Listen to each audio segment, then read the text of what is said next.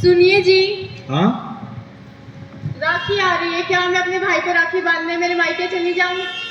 ठीक है, चली जाओ, मगर जल्दी घर वापस आना। हाँ जी ठीक है। हाँ, और सुनो, ध्यान से जाना। हाँ जी।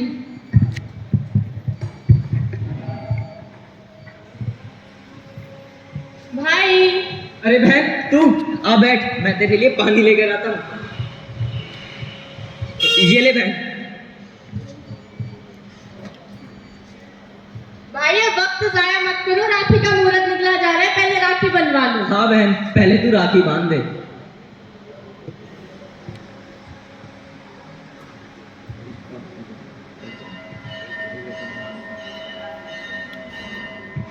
भाई राखी तो बन गई, पर मेरा तोहफा कहाँ है? अरे बहन, तेरा तोहफा लाना तो मैं भूल गया, पर ये ले, तू कुछ पैसे रख ले और अपने लिए तेरे मनपसंद की चीज ले आई हो। ठीक है भाई, अब मैं चलती हूँ, अपना ख्याल रखना। ठीक है बहन, आराम से जाना। ये हो गया, ये हो गया। सुनिए जी, मैं हाँ? आ गई। आ गई? बैठो। तो बताओ, क्या लाई तुम घर से? अरे मेरा भाई काम में इतना व्यस्त रहता है, वो तोहफा लाना तो भूल गया, पर उसने मुझे कुछ पैसे दिए हैं। अरे भोली औरत, कुछ चंद पैसों में तेरे भाई ने तुझे बहला दिया। आजकल के भाई तो अपनी बहनों का पैसों से घर भर देते हैं। नहीं, तो तेरे आप वाला गलत समझ रहे हो। गलत नहीं है। हमारी शादी के बाद तेरा भाई सारी जमीन हड़पना चाहता है। नहीं, मेरा भाई ऐसा नहीं है। ऐसा ही है। मेरी बात कान खोल के सुन। तुम्हारी जितनी भी जमीन है, तुम्हारा भाई सारी बेच खाएगा और तेरे हिस्से में एक कतरा भी नहीं आएगा। सोचो इस बात को। आप कहे तो सही रहे हो, पर मैं अपना हिस्सा कैसे मांग सकती हूँ? यही तो बात है। सरकारी नियमों के अनुसार जमीन जायदाद पर जितना हक बेटे का है, उतना ही एक बेटी का भी है। अभी के अभी जाओ और अपने भाई से अपने हिस्से की जमीन लेकर आओ। आप सही कह रहे हो, मैं अभी जाती हूँ। जल्दी जाओ।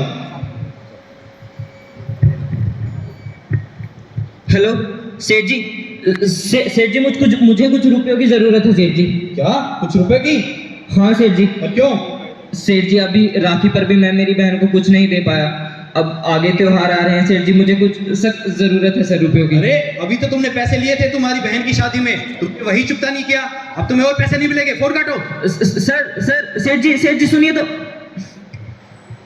भाई बहन तू वापस, तू ठीक तो है ना? आज मुझे तेरी कोई मीठी मीठी बातें नहीं सुननी। आज मुझे पिताजी की जमीन में से मेरा हिस्सा चाहिए, बस। बहन ये तू क्या कर रही है? मैं तो पहले ही कर्जे में डूब चुका हूँ। मेरे पास तुझे देने के लिए अब और कुछ नहीं है। देखा, तुम्हारे पिताजी बिल्कुल सही कहते थे, तुम सारा हिस्सा हड़पना चाहते हो। ठीक है बहन, अगर तेरी भी सोच जीजा जी की तरह है तो ठीक है, ले ये रहे तेरी जमीन के कागजात। लाओ। तू खुश रहे बहन।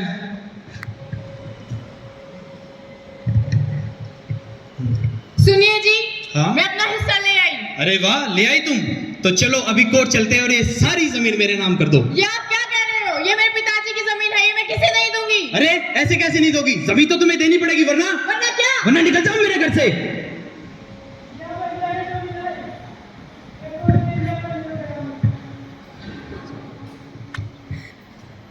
भाई।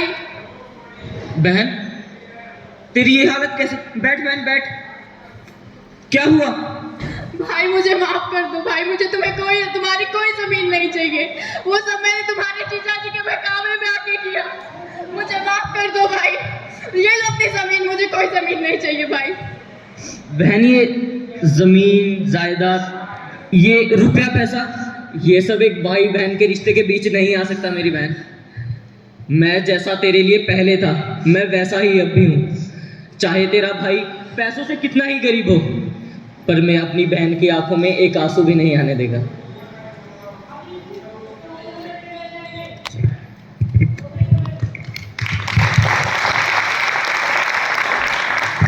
कानून की कागजी दीवारों ने मुझे बराबर का हकदार बना दिया।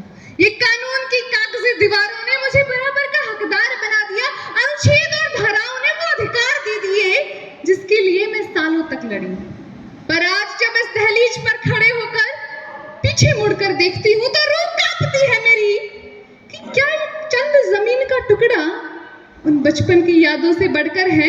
क्या ये कुछ पैसे मेरे भाई के हाथ की गर्माहट से बढ़कर हैं, जिसके हाथ आज भी खुले हैं मेरे सारे दुख समेटने के लिए, मेरा संसार खुशियों से भरने के लिए।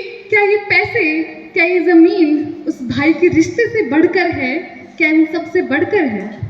धारा 6 हथियार धारा 6 हथियार अधिकार से ऊपर भाई बहन का रिश्ता अधिकार से ऊपर भाई बहन का रिश्ता। धन्यवाद।